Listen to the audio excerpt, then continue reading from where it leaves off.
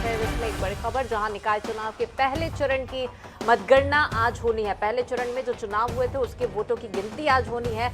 सुबह 9 बजे से ये मतगणना की जो प्रक्रिया है वो शुरू हो जाएगी। पुख्ता इंतजाम कर लिए गए हैं। महापौर और पार्षदों के भाग्य का फैसला आज यहां पर कर लिया जाएगा। सबसे पहले वोटों की गिनती की प्रक्रिया की अगर बात करें तो डाक मतपत्रों से वोटों की गिनती की प्रक्रिया शुरू होगी। 133 नगर निकायों में आज परिणाम यहां पर आने हैं और निकाय चुनाव के पहले चरण की मतगणना आज यहां पर होनी है। तस्वीर साफ हो जाएगी क्योंकि जनता ने पहले चरण के लिए जो चुनाव के लिए अपने मताधिकार का प्रयोग किया था, आज उन तमाम मताधिकारों पर फैसला होना है। जो वोट जो जनता ने डाले थे उन सभी पर फैसला आज हो जाएगा। तस्वीर साफ हो जाएगी कि आखिर जनता ने फैसला क्या कुछ सुनाया है, क्योंकि राजनीतिक दलों की अगर बात करें तो इन्होंने पुरजोर कोशिश की है। जनता के बीच में पहुंचे, पार्टी के पक्ष में उन्होंने पूरे दमखम के साथ जोरों शोरों से प्रचार प्रसार किया। पार्टी के पक्ष में, प्रत्याशियों के पक्ष में वोट की अपील उन्होंने जनता से की है।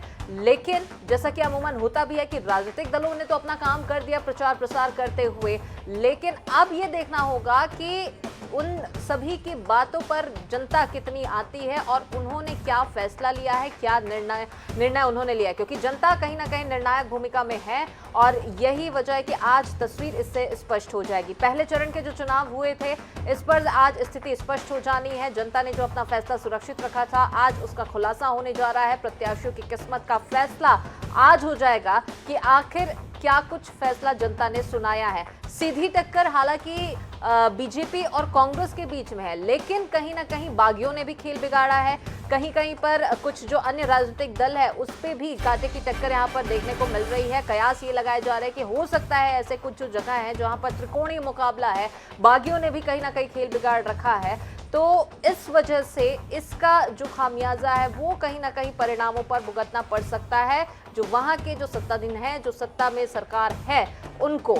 लेकिन सभी की निगाहें इसी पर टिकी हुई है कि आखिर क्या कुछ फैसला आता है, क्योंकि एक और जहां पर भारतीय जनता पार्टी के पास अपनी उपलब्धियों का लेखा जोखा है, तो वहीं कांग्रेस कमलनाथ के दम पर ये चुनाव यहां लड़ रही है उनके चेहरे पर।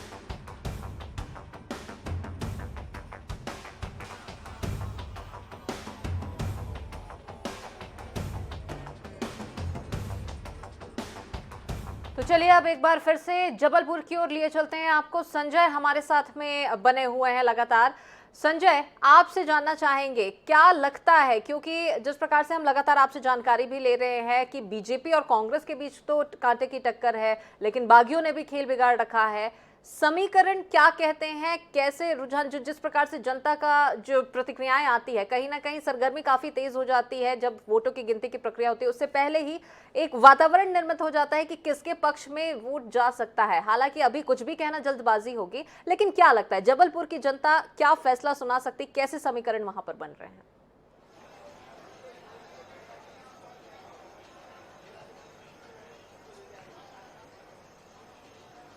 जी बिल्कुल, बात करें जबलपुर की तो जबलपुर के जो हालात हैं वो किसी से छुपे नहीं है। अगर हम बीते 4 बार की बात करें तो 4 बार से महापौर जो है वो भारतीय जनता पार्टी का, सबसे लास्ट जो महापौर कांग्रेस के रहे हैं वो पंडित विश्वनाथ दुबे रहे हैं। उन्होंने 4.5 साल के बीच में ही अपना इस्तीफा दे दिया था। उसके बाद जो है वो सदानंद गोडबोले जो है उनको कार्यकारी महापौर बनाया गया था।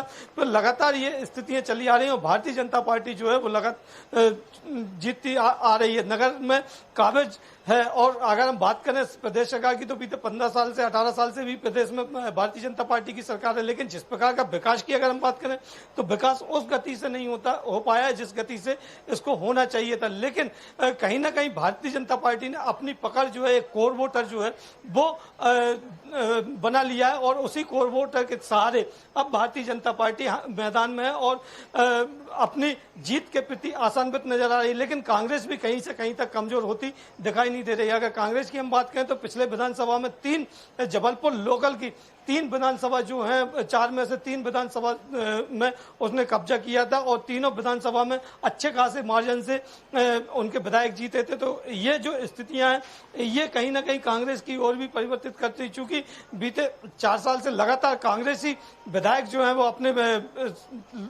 जनता जो है उनके बीच में जा रहे हैं, संपर्क में मैदान में है और अपने पक्ष में वोट करने में सफल रहे। इस बार जो सबसे अच्छी बात जो दिखी है कांग्रेस में वो एकजुटता जिसे कहना चाहिए वो यहाँ पर कांग्रेस में नजर आई है, और वो परिणाम वो एकजुटता जो है वो कहीं ना कहीं कांग्रेस के प्रति आशान्वित नजर आ रही है, और कांग्रेस अपनी जीत की ओर बहुत ज्यादा आशान्वित है। अगर हम लोगों की बात करें तो जो जितने मुंह उतनी प्रकार की बात हो रही है। हालांकि मुकाबला जो है वो कड़ा माना जा रहा है, और यही कहा जा रहा है कि मुश्किल से पिछली बार जिस प्रकार से चुनाव में जीत हासिल हुई थी स्वाति गोडबोले जो भारतीय जनता पार्टी की महापौर बनी थी, इस प्रकार की एक तरफा जीत नहीं होगी, और इस बार जो है मुकाबला कड़ा रहेगा। मात्र महज 10 से 12 हजार वोटों का जो है वो अंतर यहाँ पर दिखाई देगा। हालांकि अगर हम बात करें तो 5,85,000 लोगों ने वोट किया है, और ये बड़ी संख्या होती है, लेकिन 60% मतदान इसमें कहा जा रहा है पिछली बार की तुलना में 3% कम रहा है, जो कहीं ना कहीं भारतीय जनता पार्टी और कांग्रेस दोनों ही दलों के लिए चिंता में डाल रहे हैं।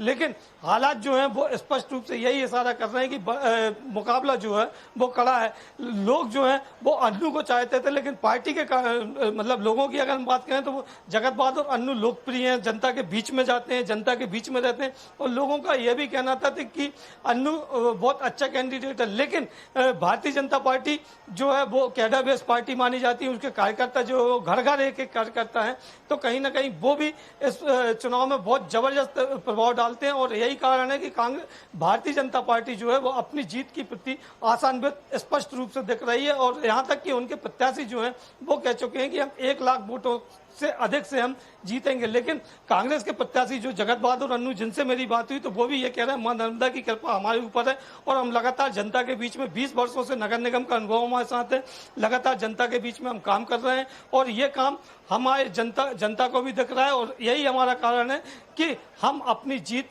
यहाँ पर उपस्थिति दर्ज कराएंगे, और कांग्रेस जो सूखा पड़ा हुआ है कांग्रेस का नगर सत्ता में, उसके पर जीत हासिल करवाएंगे। जी चलिए, बिल्कुल। तो कहीं ना कहीं संभावना तो ये जताई जा रही है कि जबलपुर में हो सकता है कांग्रेस का खाता यहां पर खुल जाए, क्योंकि बीते 4 बार के चुनाव पर अगर गौर करें तो इसमें भारतीय जनता पार्टी ने बहुमत हासिल किया था, भारी मतों से उन्होंने विजय हासिल की थी। लेकिन इस बार जैसे कि हमारे सहयोगी भी लगातार बता रहे हैं कि कांग्रेस ने जिस प्रत्याशी को जो चेहरा यहां पर उन्होंने फाइनल किया, जो प्रत्याशी चुनावी मैदान पर है कांग्रेस पार्टी की ओर से, वो कहीं ना कहीं वो भी काफी स्ट्रांग और काफी मजबूत दावेदार हैं। देखने वाली बात होगी कि जनता आखिर अपना फैसला किस ओर यहां पर रखती है। क्या सत्तासीन जो सरकार है यानी कि बीजेपी के पक्ष में फैसला जनता सुनाती है, या फिर कांग्रेस ने जो कि अपने मजबूत प्रत्याशी को चुनावी मैदान पर उतारा है, और कहा भी ये जाता है कि वो प्रत्याशी इतने मजबूत है कि वो जनता के बीच में पहुंचते हैं, लोगों के बीच में पहुंचते हैं, तो हो सकता है जनता इस बार कांग्रेस को मौका दे सकती है। और चलिए, इसी बीच हमारे साथ में इंदौर से महेश मिश्रा जुड़ चुके हैं। महेश, आपसे जानना चाहेंगे, 9 बजे से वोटों की गिनती की प्रक्रिया शुरू होनी है। इंदौर भी वो जगह जहां पर सभी की निगाहें टिकी हुई है, दोनों ही राजनीतिक दलों की बात करें तो पूरे जोरों शोरों के साथ में वो जनता के बीच पहुंची थी पार्टी के पक्ष में प्रचार करने के लिए। कैसी स्थिति बन रही है, लेकिन उससे पहले मतगणना केंद्रों में क्या कुछ हालात?